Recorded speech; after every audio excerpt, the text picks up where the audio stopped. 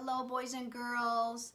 Today is a special day we celebrate called Earth Day. So I have picked out one of my favorite authors, Dr. Seuss, a special book he wrote called the Lorax.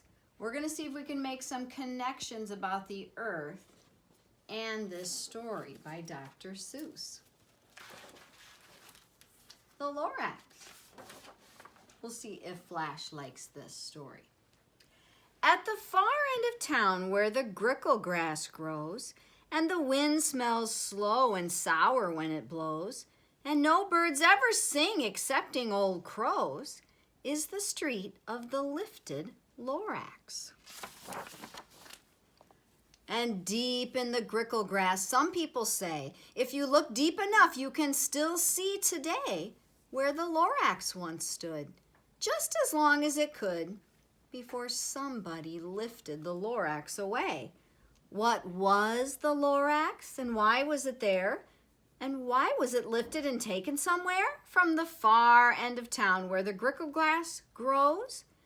The old Onceler still lives there. Ask him, he knows. You won't see the Onceler. Don't knock at his door. He stays in the lurkum on top of his store. He lurks in the lurkum, cold under the roof, where he makes his own clothes out of muffered muff. And on special dank midnights in August, he peeks out of the shutters, and sometimes he speaks. Do you see him, boys and girls? And tells how the Lorax was lifted away. He'll tell you, perhaps, if you're willing to pay.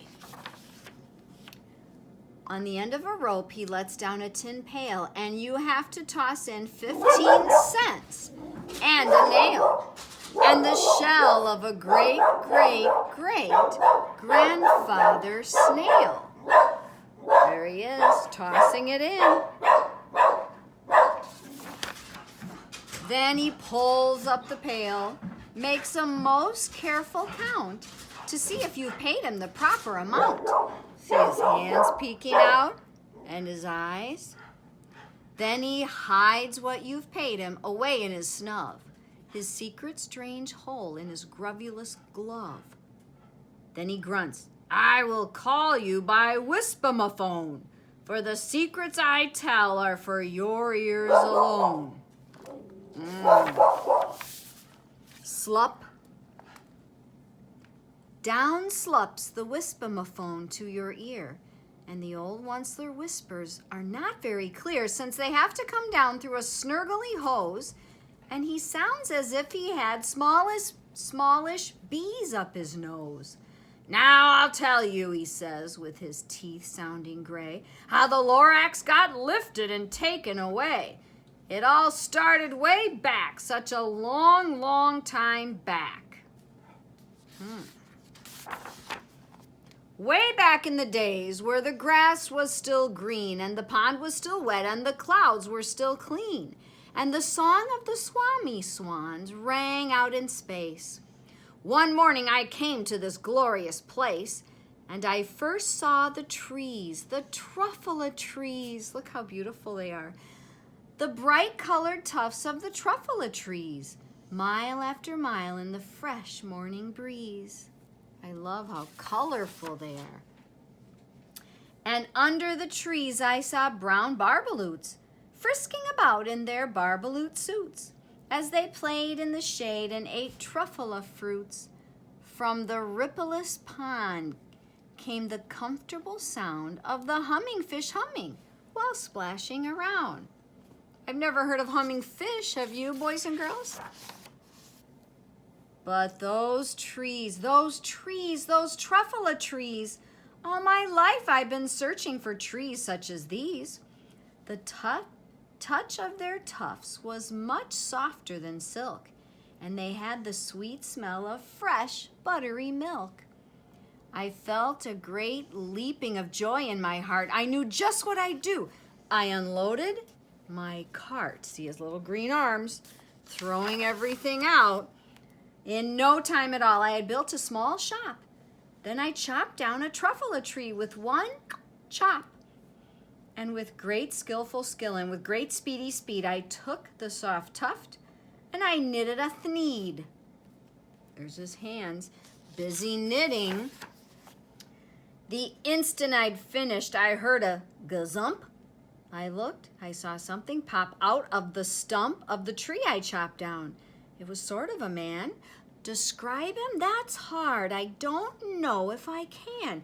He was shortish and oldish and brownish and mossy, and he spoke with a voice that was sharpish and bossy. "Mister," he said with a sawdusty sneeze, "I am the Lorax. I speak for the trees. I speak for the trees have no tongues. And I'm asking you, sir, at the top of my lungs." He was very upset as he shouted and puffed, "What's that thing you've made out of my truffle tuft?"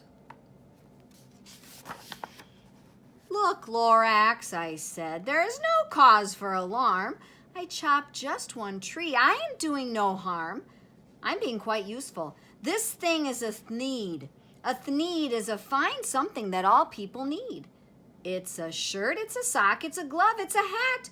But it has other uses, yes, far beyond that.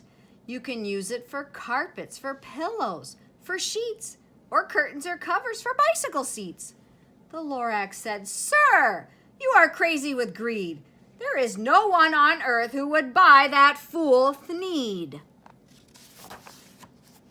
But the very next minute I proved he was wrong, for just at that minute a chap came along, and he thought that the thneed I had knitted was great, and he happily bought it for $3.98.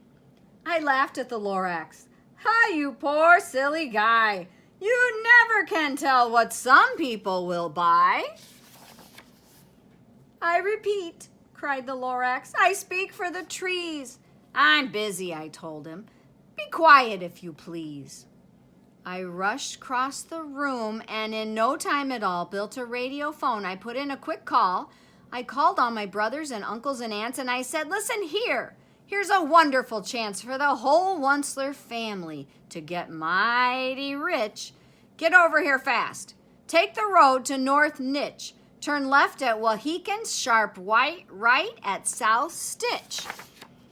And in no time at all, in the factory I built, the whole Wunsler family was working full tilt. We were all knitting thneeds, just as busy as bees, to the sound of the chopping of truffle trees.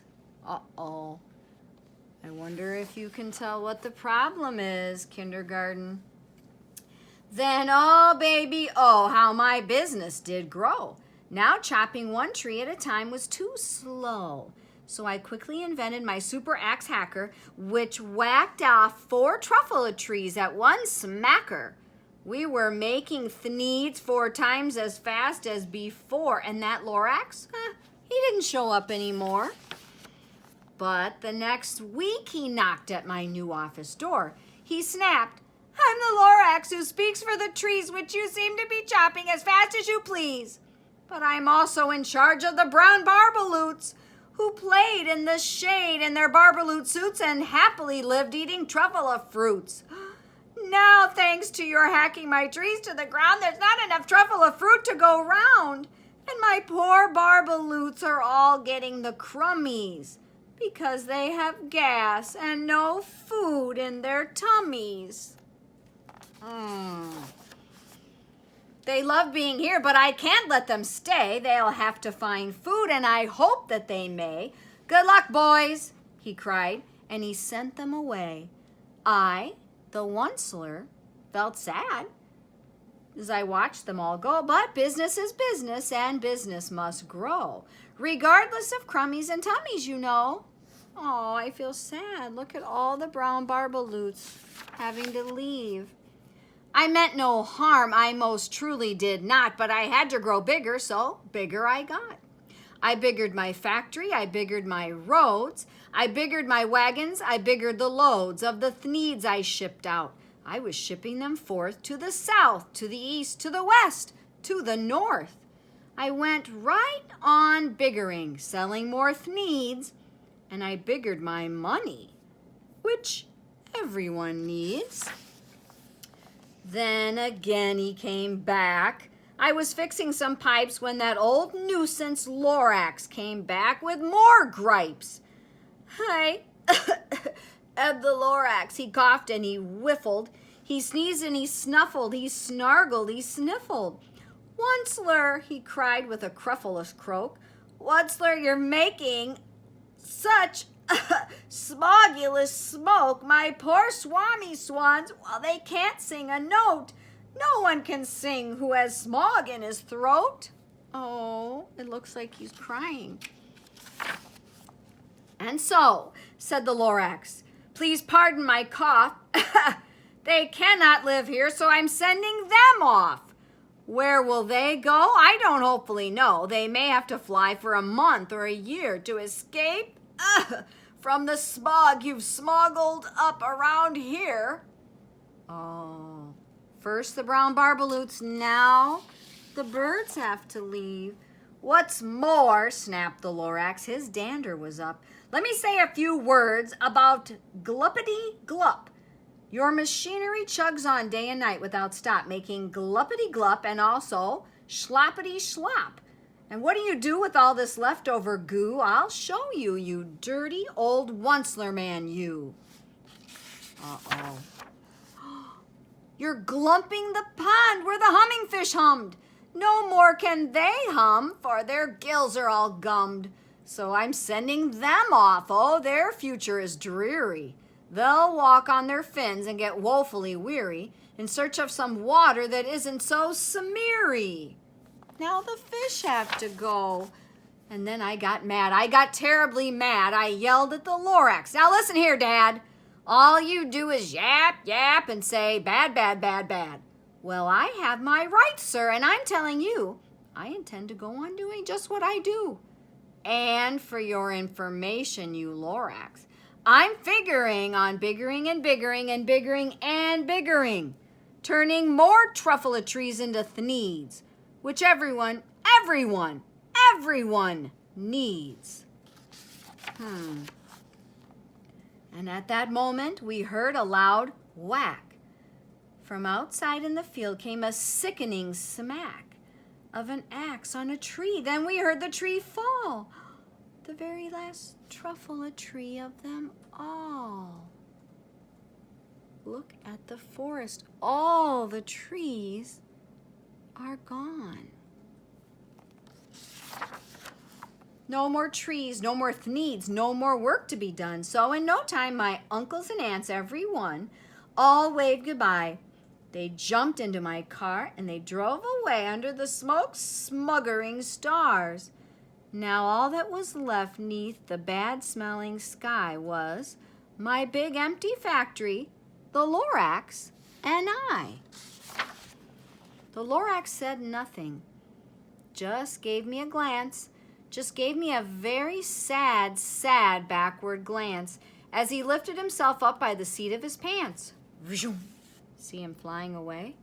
And I'll never forget the grim look on his face when he heisted himself and took leave of this place through a hole in the smog without leaving a trace. And all that the Lorax left here in this mess was a small pile of rocks with one word, unless. Whatever that meant, well, I just couldn't guess. That was long, long ago, but each day since that day I've sat here and worried away. Through the years while my buildings have fallen apart, I've worried about it with all of my heart. But now, says the Onceler, now that you're here, the word of the Lorax seems perfectly clear, unless someone like you cares a whole awful lot. Nothing's going to get better. It's not. So, catch, called the Onceler. He let something fall. It's a truffula seed. It's the last one of all. You're in charge of the last truffula seed. And truffula trees are what everyone needs. Plant a new truffula. Treat it with care. Give it clean water and feed it fresh air. Grow a forest, protect it from axes that hack. Then the Lorax and all of his friends may come back. Oh, I wonder if he'll plant it, boys and girls. Great story by Dr. Seuss. Now see, boys and girls, if you can make some connections about our earth. Think about the sad things that happen in the story. The fish who had to leave, the birds, the brown barbaloots, and ask, why did they have to leave? I want you to talk about the story with someone in your family and see what we could do to protect our earth and be like the boy in the story. See what you could do to take care of God's gift, our earth. Bye-bye.